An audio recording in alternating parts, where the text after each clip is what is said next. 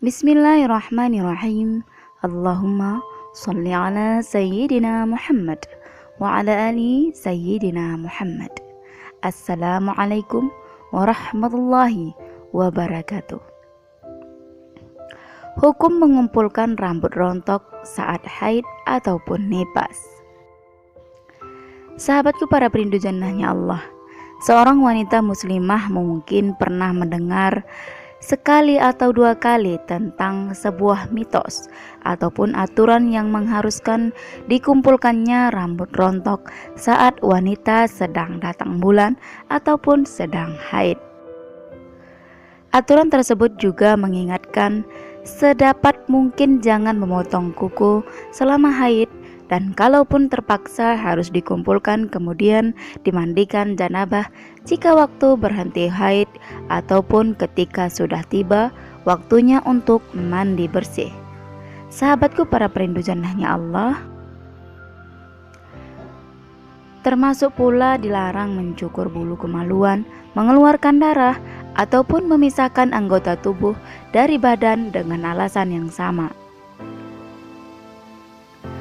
Bagaimanakah sebenarnya penjelasan tentang masalah ini? Benarkah wanita wajib mengumpulkan rambutnya yang rontok, ataupun kuku yang terpotong, ataupun tubuh yang terpisah, hingga harus dimandikan ketika setelah selesai haid? Sahabatku para perindu jannahnya Allah, ternyata tidak ada anjuran syariat mengumpulkan rambut yang rontok saat wanita dalam masa haid. Mengumpulkan rambut yang rontok atau dicukur atau dicabut termasuk mengumpulkan kuku yang telah kita cabut ataupun telah kita potong atau yang semisal pada saat wanita sedang haid adalah ketentuan yang tidak ada dasarnya baik di dalam Al-Quran maupun As-Sunnah.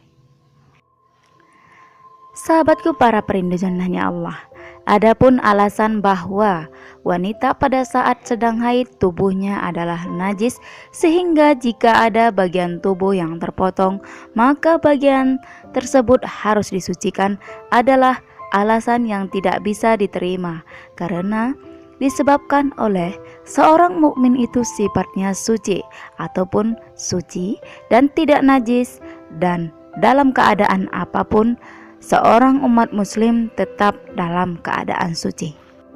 Bahkan diriwayatkan oleh Imam Bukhari dikatakan bahwa tidak najis seorang mukmin maupun ia dalam keadaan hidup ataupun sudah meninggal.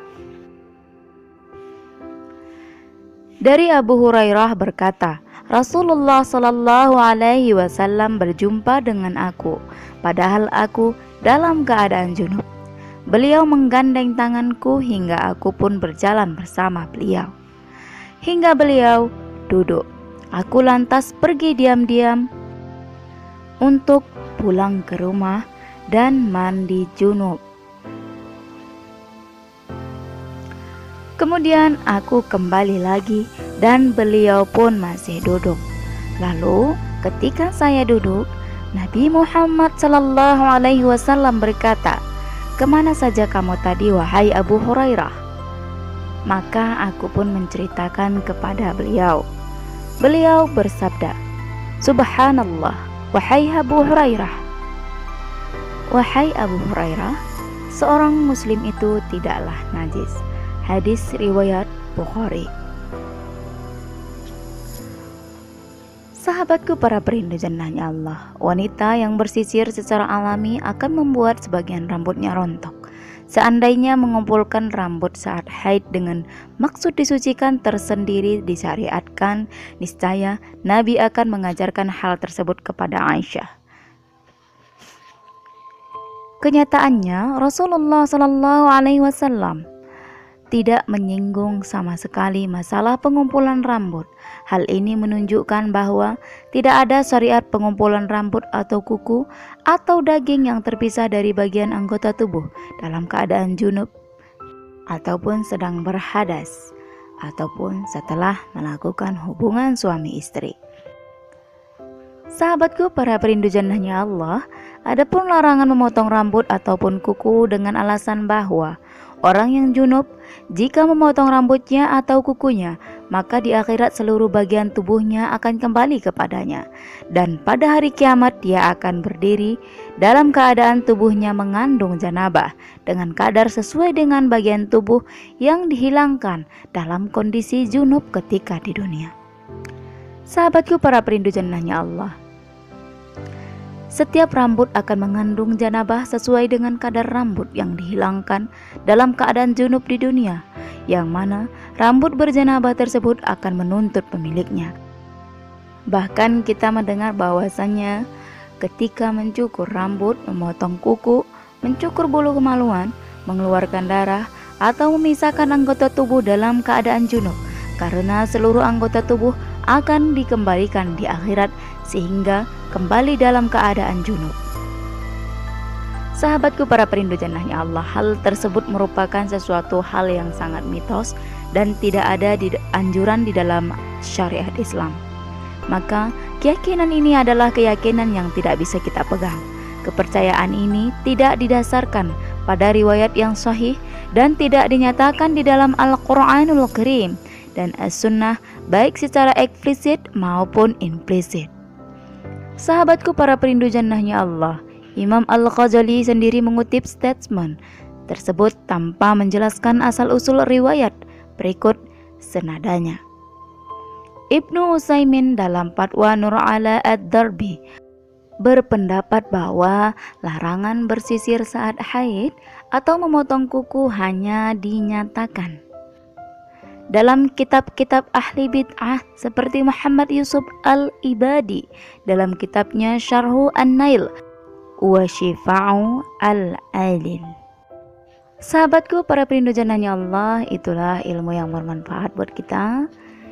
Jangan sesekali kita cepat menyimpulkan bahwa mitos-mitos yang beredar di kalangan masyarakat, mari kita telusuri apakah bersumber dari seperti dari Al-Quran ataupun dari As-Sunnah. Baik, saya akhiri, semoga bermanfaat. Wassalamualaikum warahmatullahi wabarakatuh.